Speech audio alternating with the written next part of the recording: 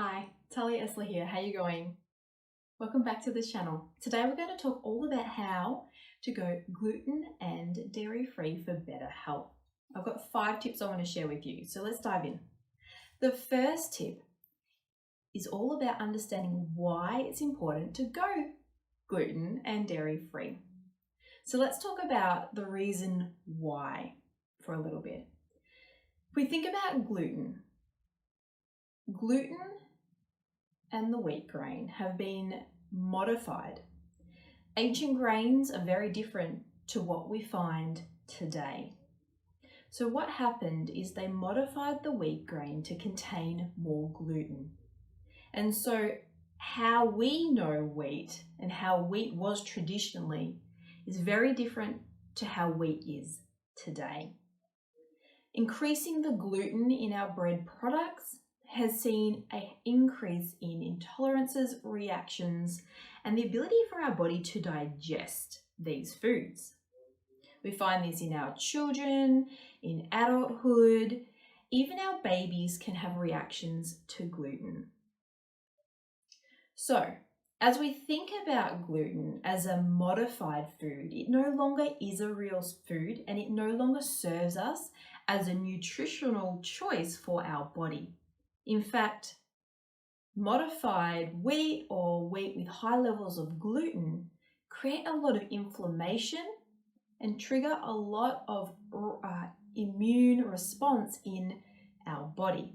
And this is why we have so many issues with gluten. Some people eat gluten and feel bloated.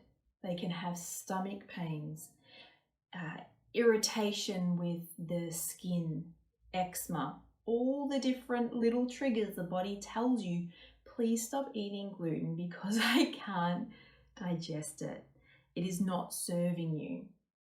So you need to understand that gluten, the wheat grain, has been modified. So this food is no longer real. Now we want to be feeding our body nutritious, real, whole foods. So hopefully that makes sense.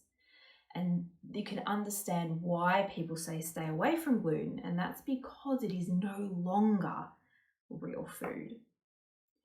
When we think about dairy is, I guess, something that goes way back, right? You know, our parents and their parents had cows and they would milk the cow, they would drink the milk. These days, our milk is so modified and changed. It's heavily processed. It starts out with a yellowish tinge to it and ends up pure white. It has been modified and heavily processed to appeal to its customers. So when the milk is first milked from the cow, not to mention the antibiotics that a lot of cows have go through their system these days, that enters the milk. Then what they do is they pasteurize the milk, which is a heat treatment, really, really hot heat treatment. Now we find lactase, which is a digestive enzyme naturally occurring in milk that helps us digest milk. We don't have that natural ability. We need to get it from the milk. The problem with pasteurization is that when they heat the milk to those high levels, they kill off those digestive enzymes that help us to digest dairy milk. When we lose these enzymes, we then have issues with digesting the milk, and our body tells us in so many different ways. Once they've pasteurized the milk, they go through another process called homogenization. And homogenization breaks down the fatty chain acids. In some ways, you can think of fatty chain acids as running across, and homogenization breaks them down. We are actually destroying our food. And so when we're left with a pasteurized and a homogenized milk, we really do not have any goodness left. And so you see the addition of vitamins and minerals and other things into the milk to lift up the nutritional content. However, we want to be consuming foods that naturally have vitamins and minerals in them to feed and nourish our body on a daily basis. So I hope that helps you understand why gluten is looked upon as not a great way to nourish your body, and equally dairy too. When we change and modify our food and process our food to a point where it no longer is what it traditionally was, our body starts to reject and it doesn't understand why we are feeding it these modified things. The second tip I have for you is to understand the impacts that deciding to eat gluten and dairy have on your body. We know that gluten contains a lot of sugar, and sugar is really damaging to the body. Not to mention the additives that they add to bread these days, the fortification of folic acid and other minerals that are synthetic and not required by your body. So, eating gluten can also impact your gut lining, just as dairy can, which over time will disrupt the absorption of vital nutrients into the body, which can lead to deficiencies. Bloating, discomfort in the body are all signs that your body is being impacted. Skin health is a major one. Another is headaches and discomfort and tension. Anxiety and depression are both side effects of eating a high gluten, high inflammatory diet. So as you can see, when you start to understand the impacts these decisions make on your health, it is actually quite easy to start making the changes for better health. When you can understand why you shouldn't and the impact of doing so, it is so much easier to make the changes that are required to meet your goals around your own health. So, that was my second tip. Understand the impacts of what your choices are doing on your body, the impact they're having on your body. It's so important that we are making healthy, nutritious choices that serve us, that make us feel good, give us the vitality we need to enjoy life and live every day to the fullest. So that was my second tip. Third tip I have for you is to understand the alternative choices that you have. These days, there are so many gluten-free options and there's so many dairy-free options. Let's start talking about gluten first. Gluten is one type.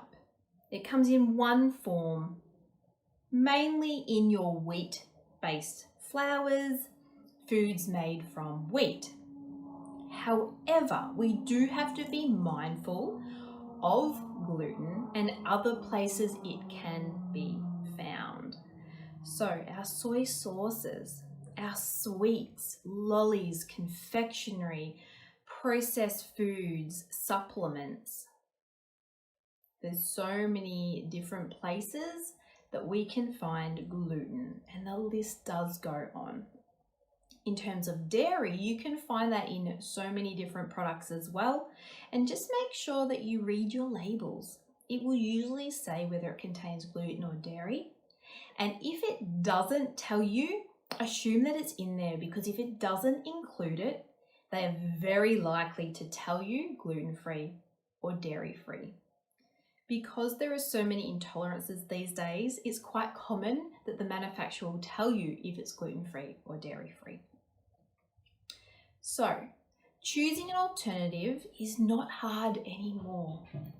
Gluten-free options are readily available. You can choose a gluten-free flour and they are easily obtainable. However, make sure that there's not additives and other artificial ingredients that they have included in your gluten-free. You want to make sure that flour is of real food. Okay, so many gluten-free products on the market today include gluten-free ingredients, however, many are fake ingredients. So we want to make sure that we are actually still eating real food when we choose gluten-free options. There is oat flour, almond meal flour, coconut flour. There is tapioca flour, arrowroot flour, buckwheat flour. There's so many different options that you can use instead, and so many recipes available. A quick scan of Pinterest brings up so many gluten-free recipes. There's even Instagram and socials and online recipes and blogs have amazing content when it comes to gluten-free recipes. So go for a hunt and you will find so many. When we think about dairy-free, we've got our soy. Now you've got to be careful with soy because it's heavily processed and it can also be genetically modified. So I say stay away from soy if you can and look to some of the other nut milks like almond or macadamia. Coconut milk is great, oat milk is great. There's a vast array of different options that are also high in calcium that you can be using instead of dairy milk. So start to understand what your options are. If you can choose organic, that is even better. So start to really consider the alternative options you have for going gluten and dairy-free. And these will definitely make the process easier and less overwhelming. So the third tip I had for you was start to choose alternative options. Find alternatives that you like and that will work for you. The fourth tip I have is to start making small changes. You don't have to go completely gluten and dairy free overnight, but you can do small things each day to start working towards your goals. So think about gluten. We find that in our breads, we find that in our processed foods, we find it in our supplements and our sauces and things like that. Maybe the first thing you try doing is reading your labels. Identify what you're actually consuming that has gluten and start making better choices with those easy switch outs. You know, some of the sauces and some of the products you bring into your home where you can start to just choose better. Then maybe you start to look at alternatives for bread, or instead of choosing one type of bread, you may choose another. For instance, sourdough is a great alternative option when you're starting to make changes because it's fermented. And as it goes through the fermentation process, it doesn't seem to have as much of an issue as normal processed white or multigrain breads do. Because of the fermentation process and how it all works, it's much gentler on the digestive system. So when we're starting out making those small changes, consider choosing a sourdough or maybe an ancient grain like spelt. There's other options that you can be choosing when you start on this process. And as you start to consume less and less and less, it'll just become easier and easier to live without. A lot of what we do and what we eat is habitual, and we know to grab a piece of bread and have a piece of toast for breakfast because that's what we do every single day. It does become a mindset shift to eat differently. So, when we think about dairy, where we use dairy or foods that we consume that are dairy-based, we can start to make better choices. Maybe a goat's cheese is better on our digestive system than a dairy-based cheese. Maybe you could try some coconut yogurt instead of dairy milk yogurt. So there's small changes that you can start to make so this process is not too overwhelming. So that was my fourth tip. Start by making small changes. The fifth tip I have for you today is support your body naturally as you go on this journey. As you start to improve your health and you're making those small changes, yet you are still feeling discomfort from now and then, you're still having bloating, or you still might be getting those anxious feelings arrive, or those the head tension or the back or shoulder tension. There may still be things going on in the body that still need support and attention. When you choose to do that, try to choose a natural option. We know a lot of off-the-counter pharmaceutical-based products have side effects and are very disruptive to the gut. So if you can be choosing something natural that doesn't work against your body, that is going to be really supportive on this process. And as we move through the process of going gluten and dairy free, we're actually supporting our body. We're supporting our body to come back into balance and alignment as you move through this process. So what are your options? What are your natural options?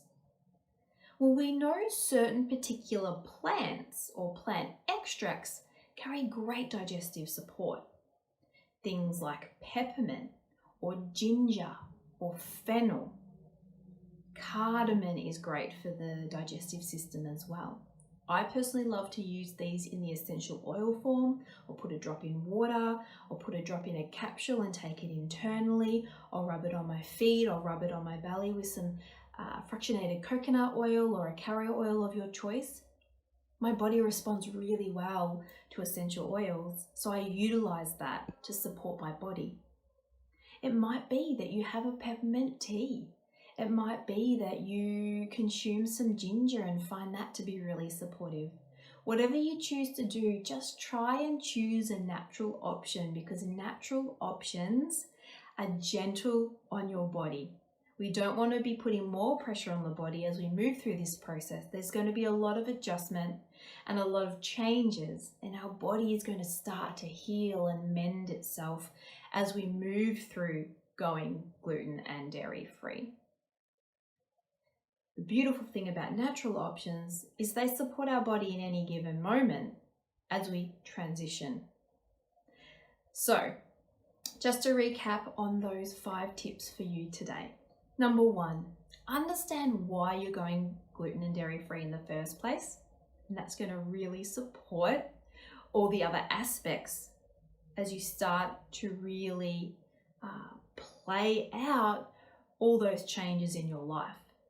The second tip I have for you is understand the impacts that gluten and dairy have on the body. Understand what it is that those 2 items are doing to your body. Really understand that process. Number 3 is start to look at alternatives, start looking for different types of recipes, start researching. That's part of the process as well. Number 4 is start making those small changes like I spoke about, and work through what you're going to tackle first and how you're going to work through that process. Number 5 is support your body naturally wherever possible. If you've got discomfort, use something that is going to support rather than harm your body or put extra unnecessary load on your body at any given time.